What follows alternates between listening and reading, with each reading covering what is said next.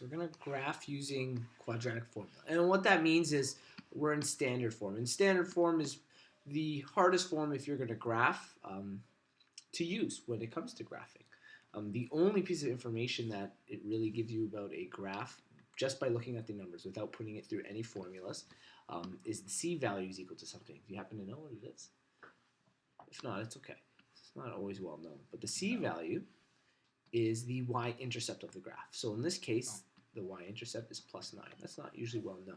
But the reason that works out is because the y-intercept is when x is 0. So if these two values are 0, they essentially eliminate those numbers. You're left with that. So that's your y-intercept. So it does something like this, your graph. Okay. So we're in our standard form. And we're going to use the quadratic formula. The quadratic formula finds x-intercepts. Okay, so if we have some parabola that does this, or it goes down and goes like this, the quadratic formula is going to solve it. Also, what it does is we can technically put it into a factored form from it. Okay, we can talk about that after. But to start off, here's our standard form. We have to be able to tell, because our quadratic formula is built by specific letters, the coefficients. So we need to know that 7 would be our coefficient A. Okay, positive 24 is the coefficient B, and we already said that C was 9. So with that being said, our A values will both be replaced with the number 7. Okay. Our B values will both be replaced with 24. Okay. And then the C value will be replaced with the number 9. And then we just kind of work the formula out using BEDMAS. So x is equal to negative, B was 24, okay, plus or minus. So we keep that negative kind of separate. Even if it was negative 24, we would have wrote the negative in the bracket, and it would have eventually became a positive value. And we get our square root here. B squared, so we're looking at 24. I'm probably going to need a calculator for this calculation, so if you want to grab one there. Negative 4. Our A value is 7, and our C value is 9. And then finally, underneath the bracket, everything is divided by 2 times the A value, which is 7. So we replaced ABC, and now it just becomes some BEDMAS. So we're going to work with everything underneath here. Okay, so the first thing we'll work with is what these 24 squared is. So maybe you can help me out here as I rewrite this. So x is equal to, this becomes negative 24 plus or minus the square root of 576. 576. 576, okay? And think of this as a negative. So negative 4 times 7 times 9. So we'll bring that up also on our calculator. So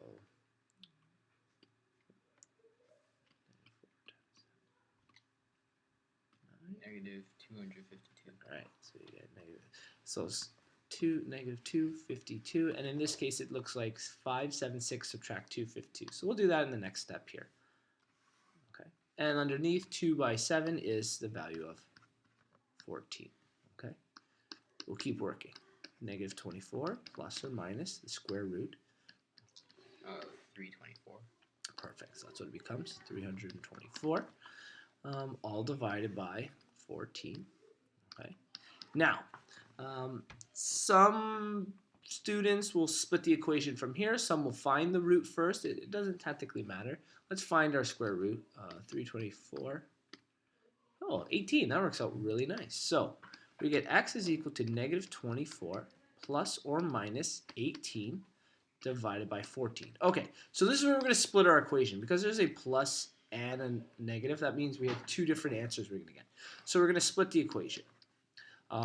First one would be x is equal to negative 24 plus 18, okay, divided by 14. And the second value will be x is equal to negative 24 subtract 18 divided by 14. So we're going to get 2 different numbers here.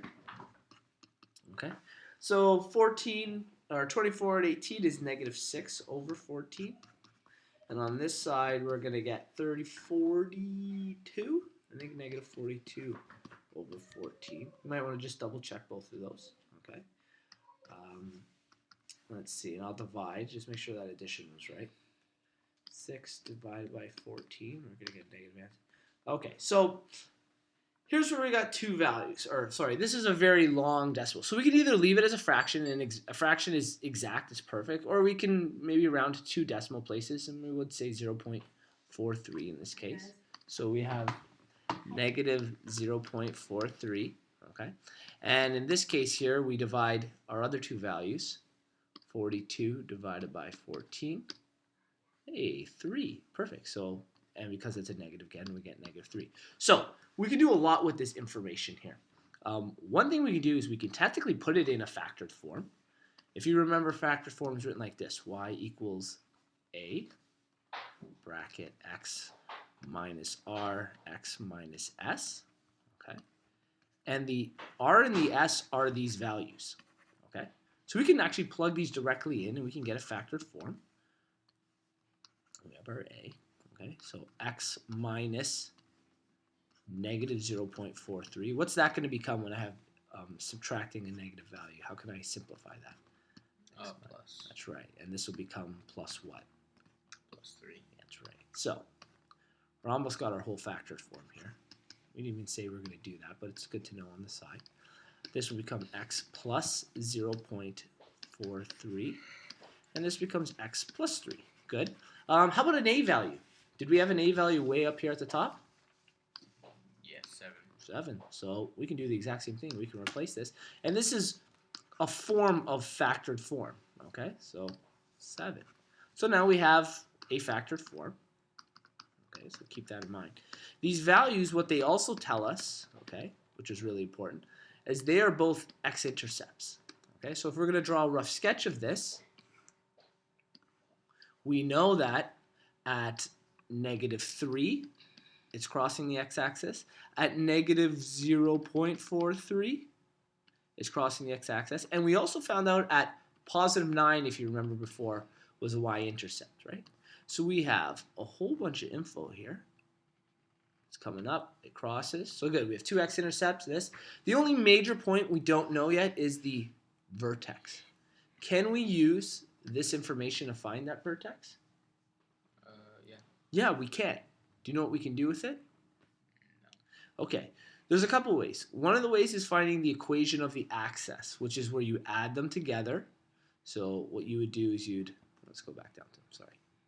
We would add these two values together and divide them by 2, and that would tell us where the axis of symmetry is. So we can do that over here. They call it AOS. So you would do, you say r plus s divided by 2. And we said these are the r plus is the s, right?